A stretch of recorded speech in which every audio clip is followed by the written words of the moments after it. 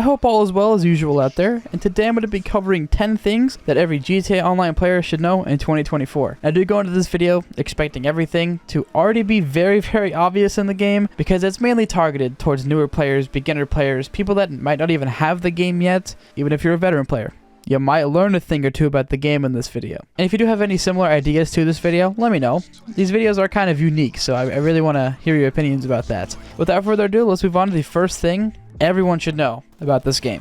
So if you have not bought this game yet, or you bought it, never really touched it, or you haven't played it in many years and you barely have any playtime, you must know it is easier to start now than it ever was. That is because of the most recent edition of the Cluck and Bell heist, which obviously is a heist, and it takes you about an hour and a half if you're brand new to the game, maybe even 2 hours depending how bad you really are at the video game. But it's super easy. You get $500,000. Actually, I think for the first time you get like $850,000, which is very easy. So you can get a couple million in like a day. And before, if you didn't really have any friends to play with, good luck starting out new. It was basically impossible. And another recent addition we had to the game is the snacks and armor update, where in the weapon wheel you can now eat snacks and use armor without having to go in your interaction menu. So it's extremely easy to gain your health back whenever you're in a bad situation, getting shot at a lot. And it's really easy to get these if you don't know. The snacks, you're going to find those at the gas stations around the map. Actually, the stores, I think. They're not all gas stations. And obviously, you're going to find armor at the ammunition stores. And by chance, if you have an office, an auto shop, or agency, or I think there's some other businesses in there, you can get all the snacks for free. However, the stores only give you a limited amount of snacks, and the agency also has armor you can buy there. So if you have an agency, you can buy snacks and armor at one single place, which we didn't have that for like, I don't know, 8 years in the game, which was kind of stupid how it took that long to have one place have both. But yeah, snacks and armor are extremely important in this game, so if you look past them, I mean, you're making a mistake. They're extremely useful. One big mistake I always see people do is always constantly grinding for money every waking hour of their life in this game. You don't have to constantly grind money all the time in this game. Like, it might feel like you have to buy certain vehicles to have fun. It might feel like a chore. It feels like if you're not grinding money, you're playing the game wrong, and that's just completely incorrect. I mean, you can simply just go on the Rockstar Social Club website and download some custom races. You can have some fun, or you can invest into some businesses that aren't really the best ways to make money, or instead just a way to have some fun. I mean, it all just depends on who you are as a person. Of course, if you like grinding money, I mean, go for it. No one's stopping you there. I mean, it's great to have money in this game. But if you're really getting bored, you're like, I'm just so tired of getting money all the time, I wish this game was fun. Well, there is actually a lot of things you can do in this game to have fun. You just really have to go out and search. If you don't have friends, I mean, that also makes the game very boring, but still, just kind of look around in the game. See if you can find some custom races, different parts of businesses that might be fun to you, or simply just drive around. I mean, sometimes driving around is pretty fun too.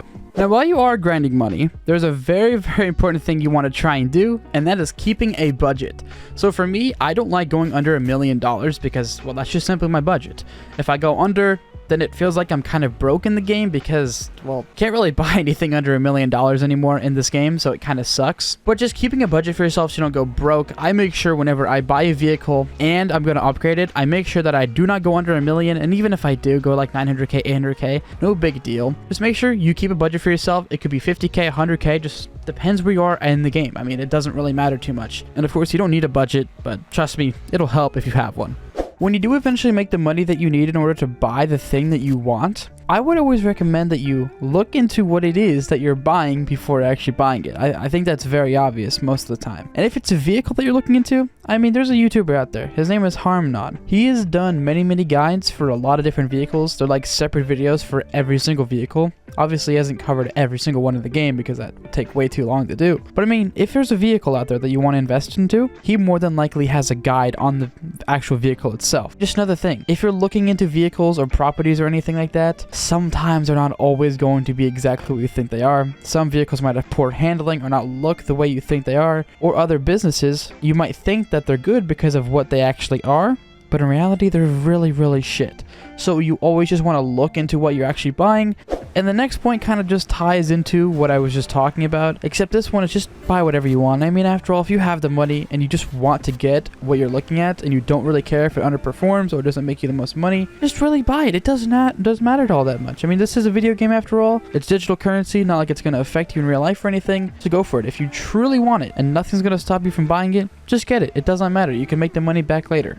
One thing I do feel like a lot of people don't know about this game is that when you're doing any missions in free roam, it could be like vehicle cargo, normal cargo, it could be selling an auto shop vehicle or anything like that. The NPCs on the road, the ones that are just following traffic laws, are actually coded to get in your way and make you crash. And I think a lot of people actually do notice this. When they're doing missions, NPCs will just completely ignore the traffic laws and try and turn into you on purpose and hit you. And a lot of people think that is very odd. It feels like the NPCs are actually targeting me, and that is actually the case. I'm pretty sure a few years back there was someone that looked into the code and it was true that they do target you on missions. I'm not sure if it's just overall they'll target you. I don't know if it's actually coded in just normal free mode or if it's just specifically missions. But if you're selling like vehicle cargo especially, they will try and get in your way as much as they possibly can, and sometimes that can actually lead you to a huge downfall. You could crash into a wall, you can get killed by NPCs and all that stuff, and it's just not great. So always look out for NPCs when you're doing free roam missions. One obvious thing I feel like a lot of new players do though is they're stranded out in the middle of nowhere and they don't know that they can use their spawn points to get back into the city.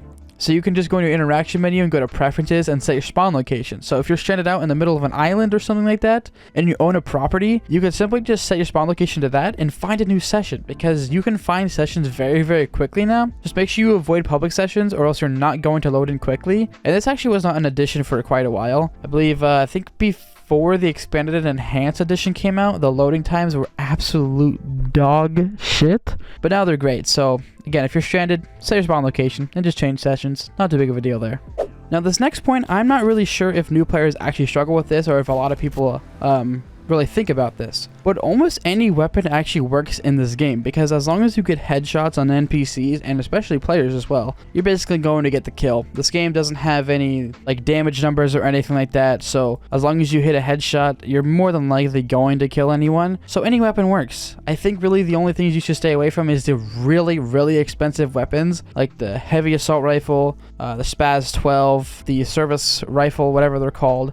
Basically the newest weapons in the game, they're like $500,000 and they act the exact same as the old weapons in the game. Pretty much same damage. Sometimes they might have some benefit to them, but I mean overall they're the exact same weapons, just reskinned, and inflation hit it so fucking hard.